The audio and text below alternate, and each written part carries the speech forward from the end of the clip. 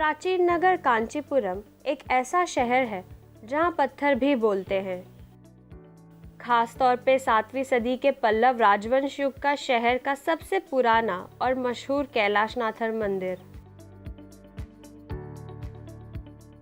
इस मंदिर की अनोखी बात यह है कि यह शिल्पकारी का अद्भुत नमूना है।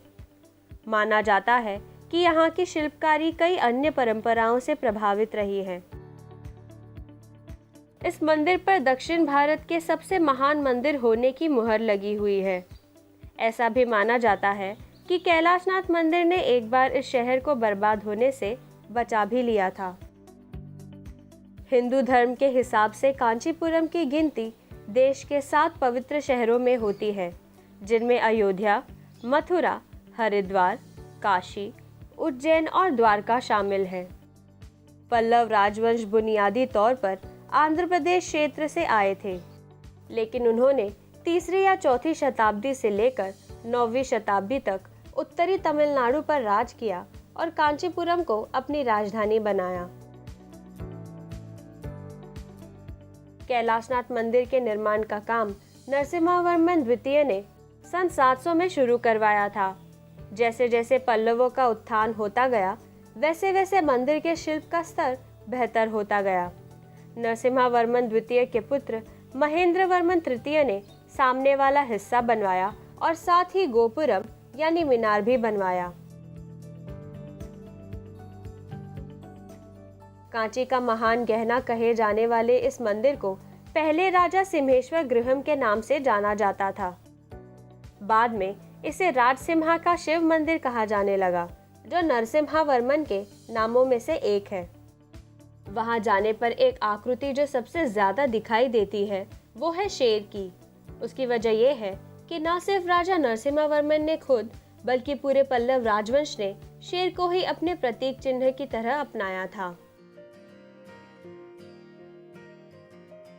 कैलाशनाथर मंदिर ग्रेनाइट की बुनियाद पर बालू पत्थर से बनवाया गया है।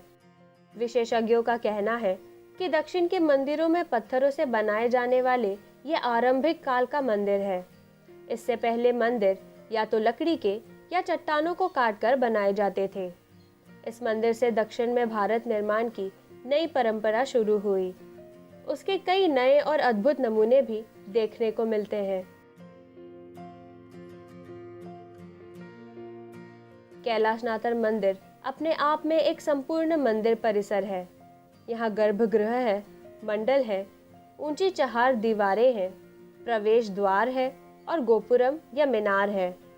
मंडप के खंभों पर एक ही तरह के पौराणिक शेरों की आकृतियां बनी हुई हैं। मंदिर के आसपास पूरे परिसर में कई छोटे छोटे मंदिर बने हुए हैं। दरअसल यहाँ छोटे छोटे कुल 58 मंदिर बने हैं, जो शिव के विभिन्न रूपों को समर्पित हैं।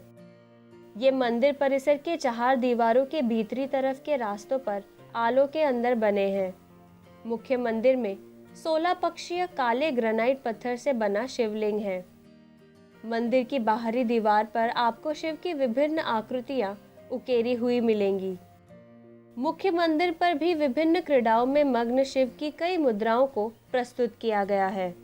गणेश और दुर्गा के साथ ही कई अन्य देवताओं की मूर्ति भी यहाँ देखी जा सकती है।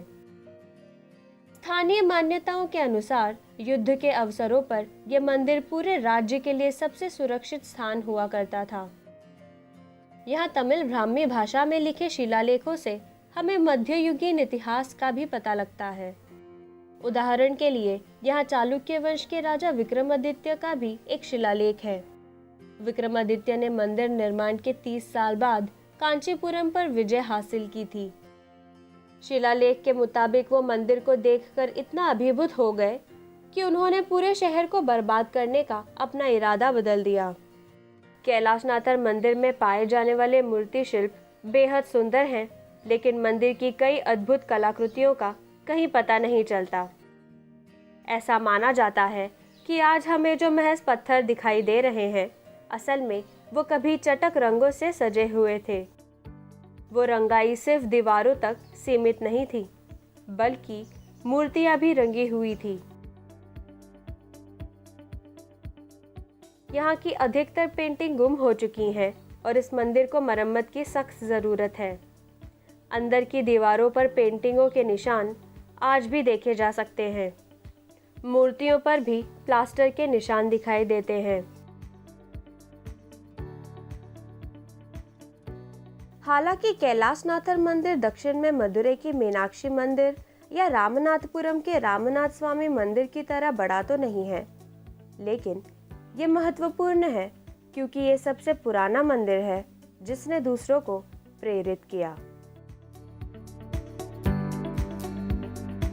अब आपके लिए कुछ सवाल और मजेदार काम।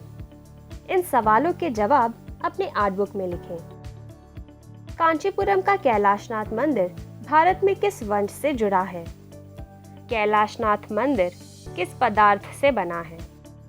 कैलाशनाथ मंदिर परिसर की विशेषताओं का वर्णन करें। मिट्टी या गेहूं के आटे से अपनी खुद की मूर्ति बनाएं। उस पर कोई भी आकृति बनाएं और उसे किसी नुकीली चीज से तराशें। अपनी कलाकृति की एक तस्वीर हमारे साथ शेयर करें।